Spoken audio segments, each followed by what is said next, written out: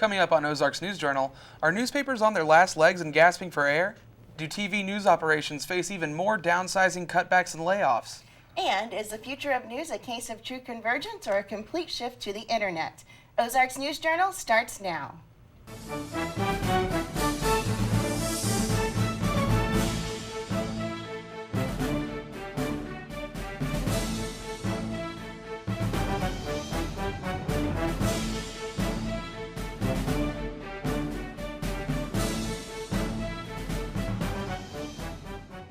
On Sunday mornings, we still like to do that after church. Over a cup of coffee, we'll sit down and generally go through the whole newspaper. Most newspapers are already online anyway, and you can get those for free. So I don't think people want to pay for paper. I like newspapers. I like to hold them and read them. I do. I don't think that there's a whole lot of room for papers like this. I think that's a little bit outdated. Hello, and welcome to the special edition of Ozarks News Journal. I'm Royal Yates. And I'm Renee Goodwin. Today we take an in-depth look at the state of the Fourth Estate. We'll be spending the entire show with our group of special guests as we look into the challenges currently facing the news industry. Our guests today include Dr. Andrew Cline. Dr. Cline is a veteran of the newspaper industry and an associate professor in the Department of Media, Journalism, and Film here at Missouri State University. Thanks for being here, Dr. Cline. Also with us today is Brad Belote. Brad is the news director at KSPR TV here in Springfield. Welcome, Brad. Thanks for having me. And finally, Jack Diamond is with us. Jack is the faculty advisor for the Standard and an instructor here at Missouri State. Great to have you, Jack. Thanks for having me. Dr. Cline, we'll start with you. Are newspapers going away? Good question, and I wish I had a good answer. I don't think print is going to entirely disappear. I think we're going to see radical changes, though, on the order of what we're already seeing. Closings, downsizings, format changes, and these types of things. It may be that the era of the big metro daily is over, but the era of the small daily and small town weekly is certainly not over. What does this do to the credibility and the content of the newspapers? I heard that George Keller, the editor of the Times, had mentioned that they were short on staff and they were having problems checking accuracy in the news stories. How is this affecting print media? Well, any time you have a situation in which you have fewer people trying to do the same amount of work, and I don't care what the industry is, you're going to have error. We see that locally at the News Leader. We see it nationally at the Washington Post and the New York Times. It's sad that the major newspaper chains, Gannett being a particular example, have cut back on editorial, on journalists. That's why people buy newspapers. And if that's the thing you're cutting back, you're shooting yourself in the foot. And yes, mistakes are going to happen. Jack, as an advisor for a smaller paper, what sort of things do you see the newspaper industry taking as they try to go against the trends of a decreasing readership? Well, I mean, they're trying to find a revenue model that's going to work for the 21st century. For a very long time, we had this situation where we could mostly make our revenue selling ads in a print edition and also supplement that with circulation income. That just doesn't work anymore. Because of the declining readership and the move to the internet, it's not working. And the biggest problem is that the advertising on the internet side doesn't appear to be paying the bills. So it's trying to figure out how to make that transition and continue making money, which is a good thing because it keeps people like us, well, not us, but people who used to do what we did before we went into academia, it enables us to eat. So. Definitely.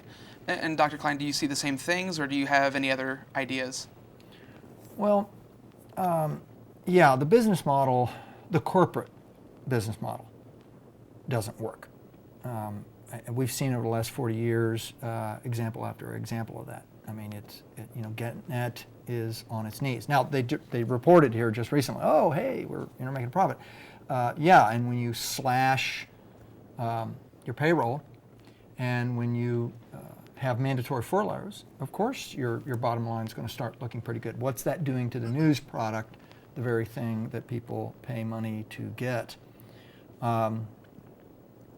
Yeah, corporate model, I think we've come to the end of it. And Jack, as a professor in the journalism department, what kind of advice are you giving to print journalism students who are thinking about getting jobs in this area when we constantly see jobs decreasing? Well, the advice that I give them is be really good at what you're doing, because it is a tight market, and the talented, motivated people are the ones who are going to find the jobs, and the people who are marginal aren't. You know, we're to the point now where the cream of the crop will be employable, and a lot of other people are going to have to be making some pretty serious decisions about what they want to be doing with their careers. Anybody who's at all ambivalent about this as a profession, this is not the time to be getting into the journalism business at all. Because they're having to compete. The biggest problem is they're having to compete for jobs with people who have much more experience, who've been recently laid off or otherwise, you know, shifted around in the business. And, you know, it's going to be tough. It's going to be tough for a lot of them.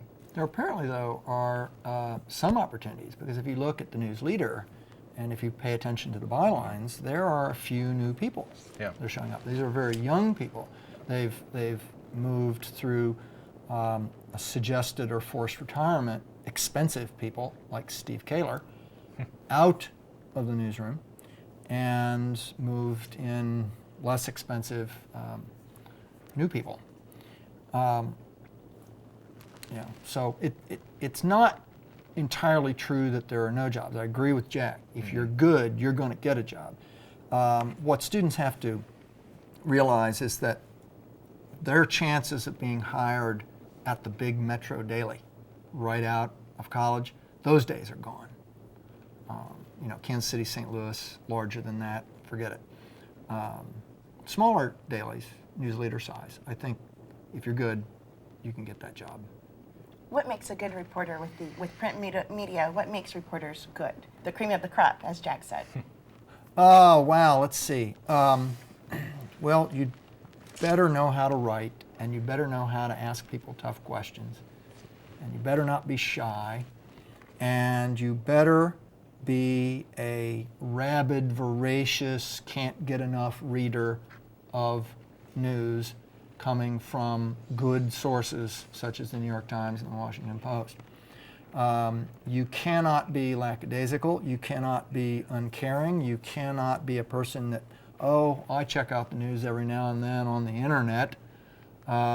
You have to be someone that's going to totally immerse in the culture of news. And if you aren't doing that, then perhaps you're better off doing something else. Now, you mentioned checking the news on the internet. How is the things that students and people who are seeking jobs in this industry, how is what they need to know changed with new technologies like the internet and convergence news? Well, I don't know that what they need to know has changed drastically. The core skills of reporting, writing, and editing aren't that much different online than what they are in print. There's some ways in which you need to adapt your skills a little bit. There's some new technologies that would be very useful for people to learn. But the main things are, like I said, basic reporting, writing, editing skills, being smart, being curious, being able to ask tough questions until you get an answer, and those skills translate across any medium. In 10 years, do you see us being able to walk into a store or newsstand and picking up a paper in this format? Dr. Cline? Yes, but. I think you're going to be able to do that 3 days a week, and it'll be a tabloid. Okay. Jack? Yes. I don't want to get as specific with my guess as Andy did, but there will be something there for you to pick up. Not sure what it will be or how frequently it will be there, but 10 years, yes, it'll still be there. And Brad? Absolutely. All right. Okay, thank you. Coming up, we'll take a look at broadcast journalism. What is the good news and what are the challenges? Don't go away. I find local news, I probably rely a lot on the visual media's TV, so what's happening here locally. TMZ, the celebrity television show. I always like to catch the news that's on the Today Show, just the beginning of it, to see what else is going on in the world.